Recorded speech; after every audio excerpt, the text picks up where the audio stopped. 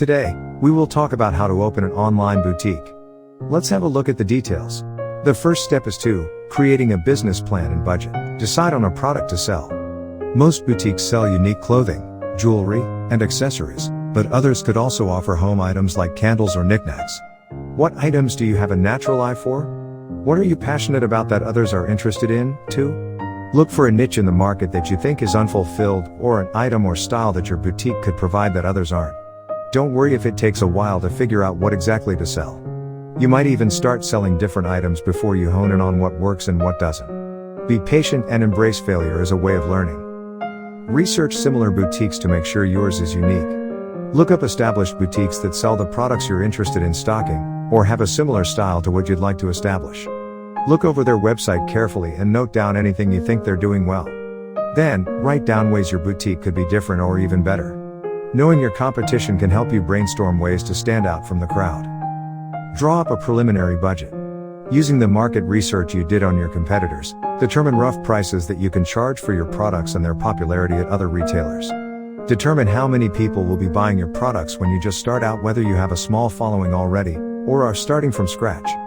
Then, estimate your costs, like rent, insurance, internet bills, and the costs of buying items from designers. Compare your cost and revenue estimates side by side. Write a rough business plan. Your business plan is a great way to organize your thoughts and create a roadmap as you move forward. It'll also be essential if you're interested in taking out a loan or shopping for your boutique to investors. Provide a short summary saying what kind of boutique you plan to open and what you want from the reader, funds from an investor, a loan from the bank, etc. Talk about the state of the boutique industry. Describe what part of the market your boutique will address, and which strategies you'll use to get an edge on your competitors. Discuss how much money you'll need to get your boutique off the ground, and, later, to keep it running strong. Estimate how much profit you think you'll make over the first few years. Take out a bank loan to cover startup costs. Call your bank and set up an appointment to talk about taking out a loan for your boutique. You'll need to show them your polished business plan and demonstrate that you have good personal credit and financial history, which might include showing your tax returns. Show your banker that your boutique is a great idea and that operating online will help you save money and be able to pay back your loan soon. Show your business plan to investors. Ask anyone you know who owns or works at a boutique, or even in the retail industry in general, who you might ask to invest in your new boutique. Look up government organizations that help small businesses, like the Small Business Investment Company, SBIC, in the US, or talk to your local chamber of commerce. Keep a day job to cover costs while you get your boutique started.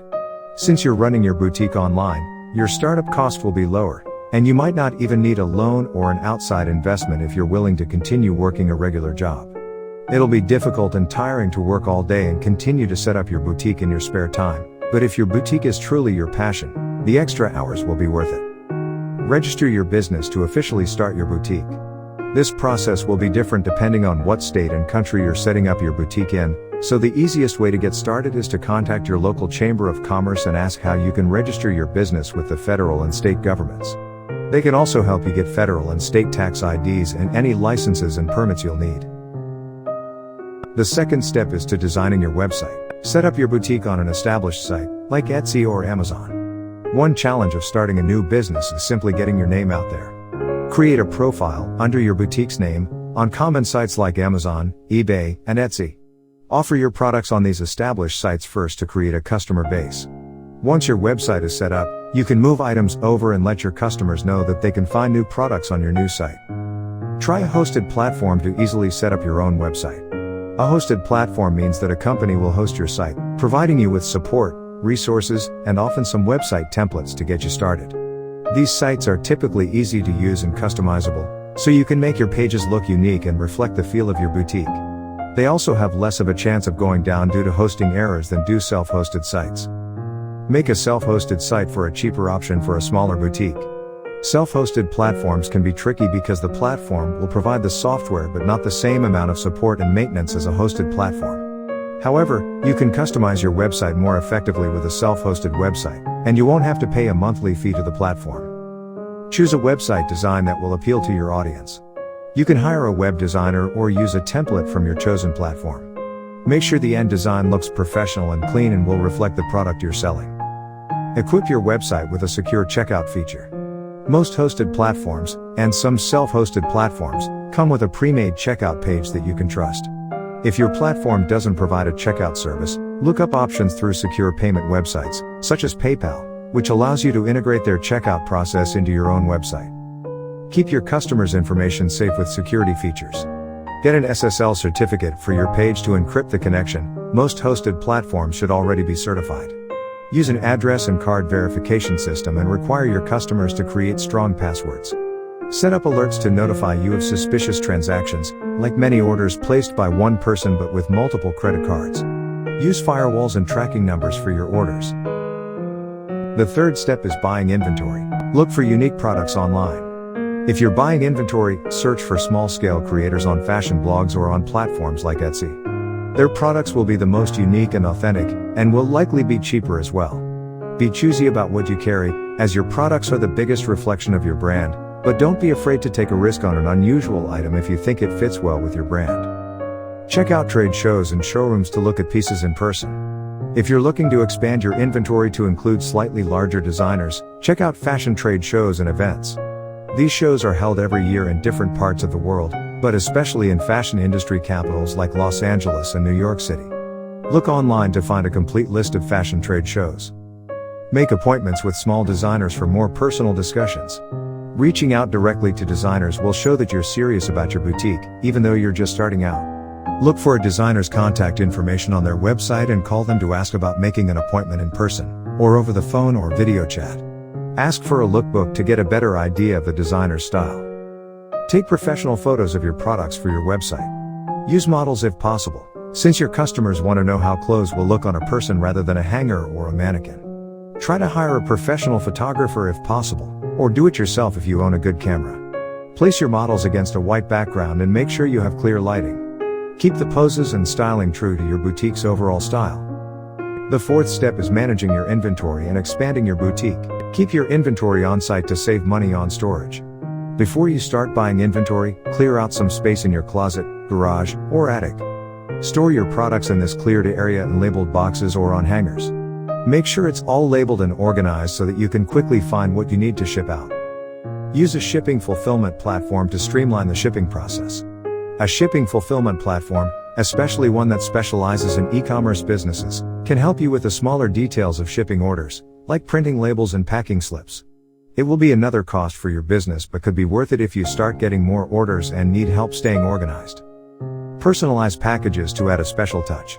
Add a special design to your packaging or slip in a handwritten thank you note to your customer. These small touches are something that your larger competitors will often skimp on, and they'll show that you really care about the people purchasing your products.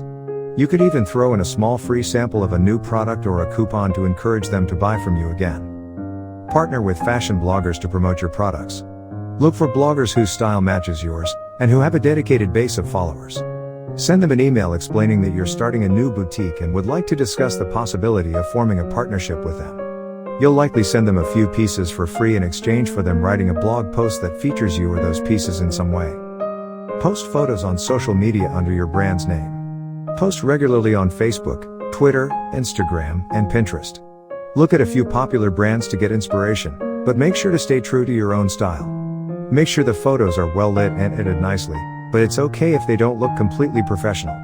Use photos of models using your products in life-inspired settings and backgrounds, rather than just in a studio, so your customers can envision themselves wearing your pieces in the real world. Encourage your customers to post about your product. Try doing a social media promotion where you offer a discount or a free product to a follower who posts about your boutique. Once you rack up more followers, start reposting favorite pictures of your customers wearing your products. They'll be excited for the chance to be featured on your official profile. Set up pop-up shops to sell in person with no long-term commitment. Pop-up shops are temporary retail spaces, which could be as small as a booth, where you sell your inventory for a limited amount of time. By asking local businesses to host your shop, you can both promote each other and expand your customer base without having to rent out a permanent location. Talk to a popular local coffee shop, bakery, or hair salon anywhere you think potential customers might hang out. Run a table at local crafts or art fairs to advertise at different locations. Many communities have artisan markets or crafts fairs where local artists can showcase their work. Go online to research different fairs and markets near you, then contact their directors about getting a booth there. Start with just your community or those nearby, then start branching out to cities and communities that are a little farther away. Open up a brick-and-mortar shop when you have a major local following. If your boutique continues to grow, the natural next step for expansion might be a physical storefront. Look for an area where your potential customers spend time, such as in a chic neighborhood or an up-and-coming area of downtown. Look at your current revenue and decide on a rent price that is right for you. Thanks for watching our video. Please don't forget to subscribe to our channel.